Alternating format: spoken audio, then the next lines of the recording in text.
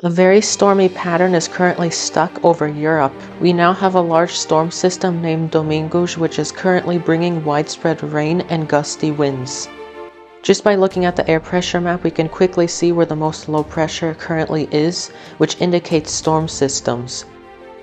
This very wet and gloomy pattern will likely calm down a little bit as this massive area of low pressure weakens and drifts away. There is still a series of new storms which look to slam into the United Kingdom, Ireland, and sometimes as far south as the Iberian Peninsula over the next couple of weeks.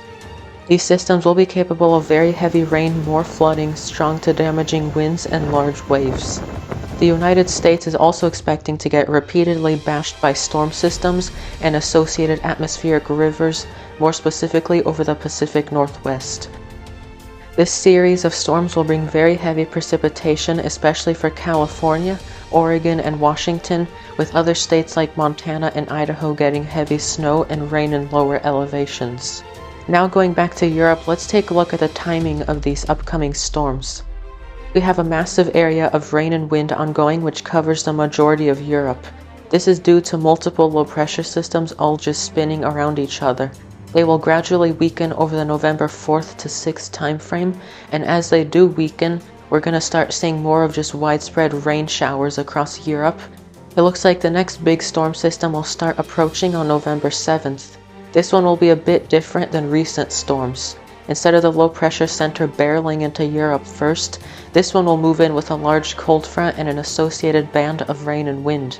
Band of rain will reach Ireland first late on November 7th before reaching the UK, France, and other surrounding countries by the 8th. The low pressure system will move into the British Isles possibly around November 9th, bringing along with it some very cold air. This could actually result in some snow over Scotland. Once we get past this point, it starts getting a little bit uncertain, but the models are insisting on storm after storm continuing after that. I think that it will be possible, if not likely, to have this storm train continue, but we'll have to take a look at this in more detail as we get closer.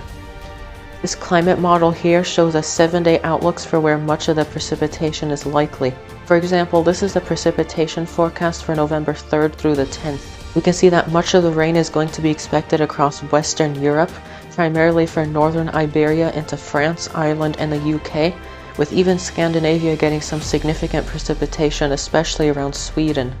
For the November 10th through 17th time frame, this model reinforces my statement earlier about the stormy pattern to persist. You can see that from one slide to the other, the pattern doesn't really change much. One difference is that places like Portugal and Spain may dry out a little bit more, but even still, a lot of other countries such as France, the UK, Ireland, Greece, Germany, and many others will continue to get stormy weather. This is the expected snowfall in Europe through November 10th. Mainly the higher elevations will see snow, especially in southern Europe. The Alps look to get some pretty significant snow as well with this moisture streaming in. Scotland may get some snowfall as well with that new storm coming. And then of course Scandinavia looks to get some widespread snow. Thanks for watching the latest video. If you would like to stay updated on the weather across Europe and the United States, make sure to subscribe.